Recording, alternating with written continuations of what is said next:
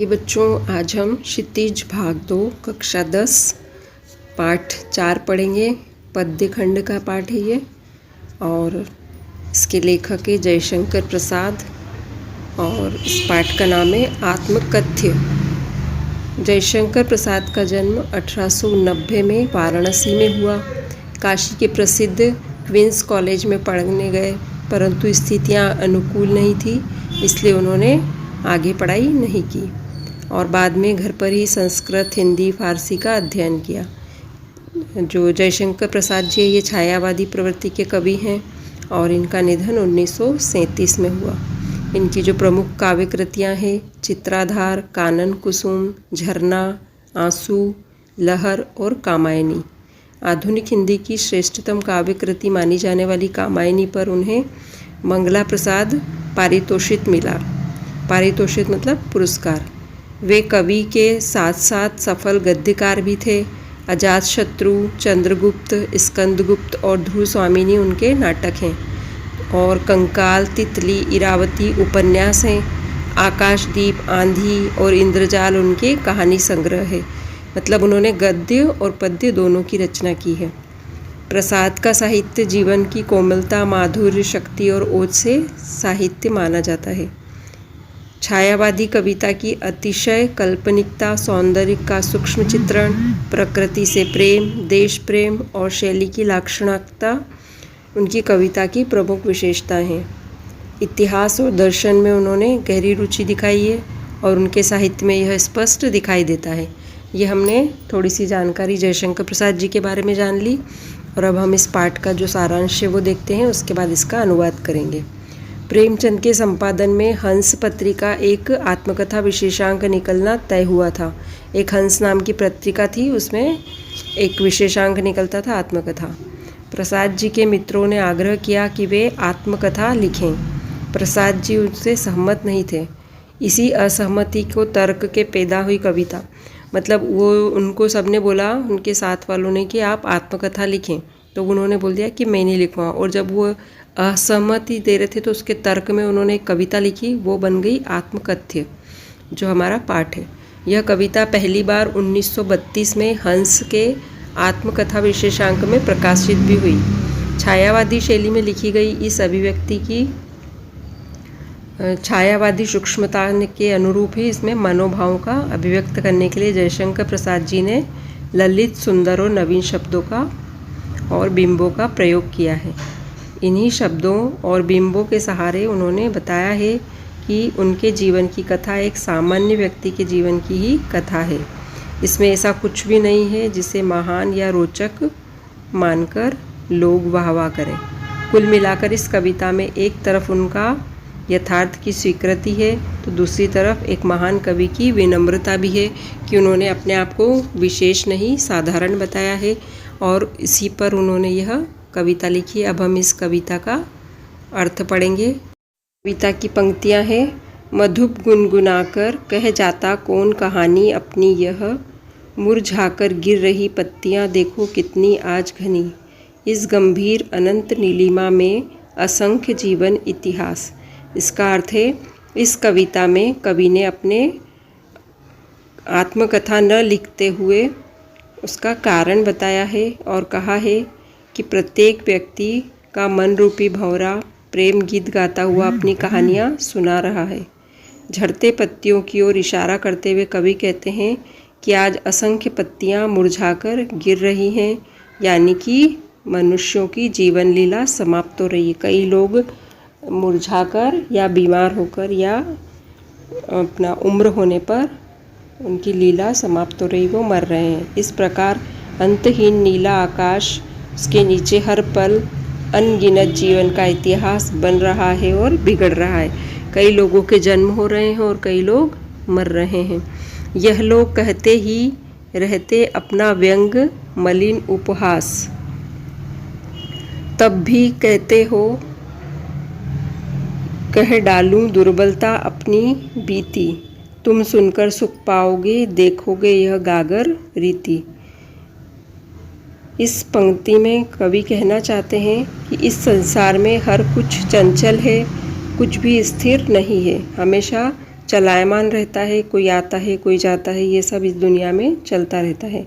यहाँ प्रत्येक व्यक्ति एक दूसरे को मजाक बनाने में लगे हुए, हर किसी को दूसरे की कमी नज़र आती है, अपनी कमी कोई नहीं देखता।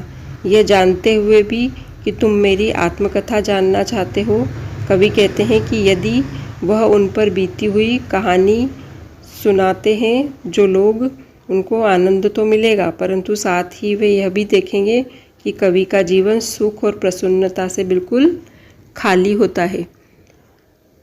अगली पंक्तियां हैं, किंतु कहीं ऐसा न हो कि तुम ही खाली करने वाले अपने को समझो, मेरा रस ले अपनी भरने वाले। यह विडंबना अरी सरलते हंसी तेरी उड़ाऊं में, भूले अपनी या प्रवंचना औरों की दिखलाऊं में। इन पंक्तियों में कवि कहना चाहते हैं कि उनका जीवन स्वप्न के समान एक छलावा रहा है। जीवन में वे कुछ भी पाना चाहते हैं, वह सब उनके पास आकर भी दूर हो जाता है। वे जिसे भी पाना चाहते हैं, जो भी चीज़ उन्हें पसंद आती है, वो होते हुए भी उनसे दूर चली जाती है। यह उनके जीवन की एक विडंबना है। वे अपनी इन कमजोरियों का बखान कर जग हंसाई नहीं करना चाहते हैं। वो नहीं चाहते हैं कि उनकी कमजोरियां लोगों को पता चले और वो उनकी हंसी उड़ाएं।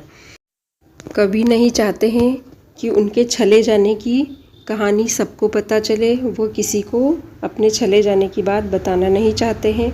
अब अगली पंक्तियां हैं, उज्ज्वल गाथा कैसे गाऊं मधुप चांदनी रातों की, अरे खिलखिलाकर हंसने वाली उन बातों की, मिलाकर वह सुख जिनका मैं स्वप्न देखकर जाग गया, आलिंगन में आते आते क्या कर जो भाग गया।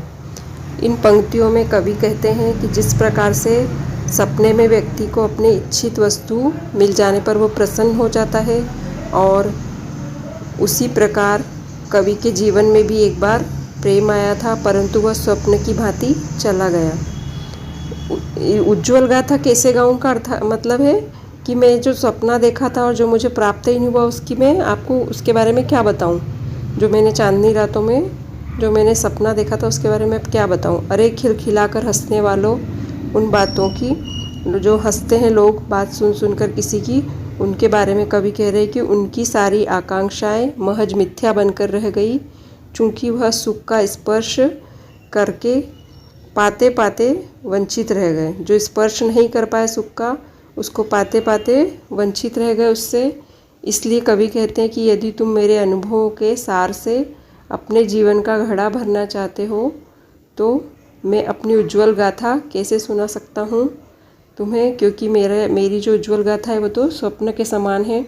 और जब भी मैं किसी को पकड़ना चाहता हूँ, छूना चाहता हूँ, जो चीज़ें मुझे पसंद है, तो वह मुस्कुराकर भाग जाती है, मुझसे दूर हो जाती है। इस तरह से कवि ने इन पंक्तियों में अपने बारे में बताया है कि उन्हें कभी भी सुख की प्राप्ति नहीं हो पाती है। जो वो चाहते हैं वो उन्हें कभी भी प्राप्त नहीं होता है।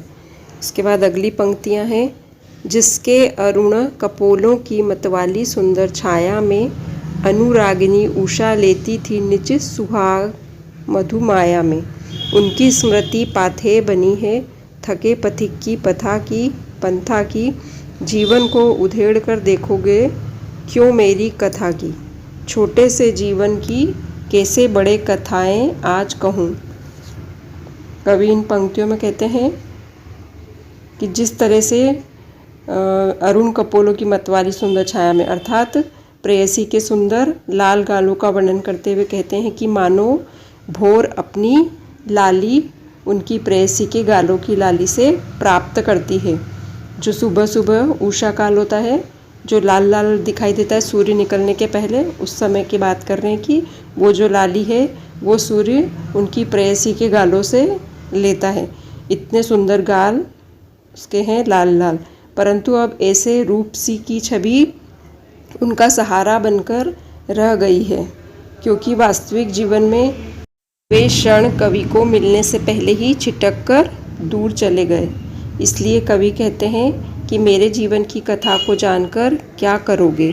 अपने जीवन को वे छोटा समझकर अपनी कहानी नहीं सुनाना चाहते।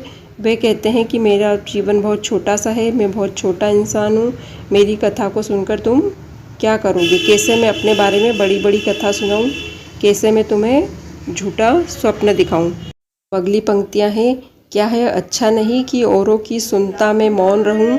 सुनकर क्या तुम भला करोगे मेरी भोली आत्मकथा? अभी समय भी नहीं थकी सोई है मेरी मौन व्यथा। इसमें कवि की सादगी और विनय स्पष्ट रूप से दिखाई देता है। हम देखते हैं कि जो जयशंकर प्रसाद है वो बहुत ही सादगीपूर्ण जीवन जीते हैं। वो दूसरों के जीवन की कथाओं को सुनने और जानने में ही अपनी भलाई समझते हैं। वे कहते हैं कि मैं अभी उनके जीवन की कहानी सुनाने का वक्त नहीं आया है। जब भी उनका ऐसा लगेगा कि वो अपनी कहानी सुना सकते हैं तब ज़रूर सुनाएंगे। और वे कहते हैं कि मेरे अतीतों को मत कुरे दो, मुझे मौन ही रहने दो और मेरी व्यथा को सोई रहने दो। वो जो उनकी तकलीफ़ हुई, उनके जीवन में जो उन्हें परेशानियाँ हुई, वो किसी से बताना नहीं चाहते हैं और वो कहते हैं उसे सोया रहने दो, जो मेरे अंदर है उसे दबा ही रहने दो। इस तरह से हमारा ये पाठ पूर्ण हुआ। इसे अच्छे से सुनेंगे तो आपको व्याख्या करने में आसानी होगी। और अब हम कुछ शब्दार्थ पढ़ लेते हैं। मधुप मन रूपी भंवरा, अनंत नीलिमा अंतहीन विस्तार, जो नीली नीला आसमान है वह अंतहीन विस्तार। व्यंग मलिन खराब ढंग से निंदा करना। गागर रीति, ऐसा मन जिसमें कोई घाव नहीं है, खाली घड़े के समान है। प्रवंचना, धोखा। मुस्किया कर मुस्कुरा कर, अरुण कोपल लाल गाल। अनुरागिनी उषा, प्रेम भरी भोर। स्मृति पाथेय, स्मृति रूपी संबल। पंथा, रास्ता राह। कंथा, अंतर्मन और गुदड़ी, जो मन की जो बातें हैं वो होगी इसका अर्थ। अब आप इसके पाठ को अच्छे से समझिए ताकि आपको प्रश्न उत्तर करने में भी मदद मिलेगी।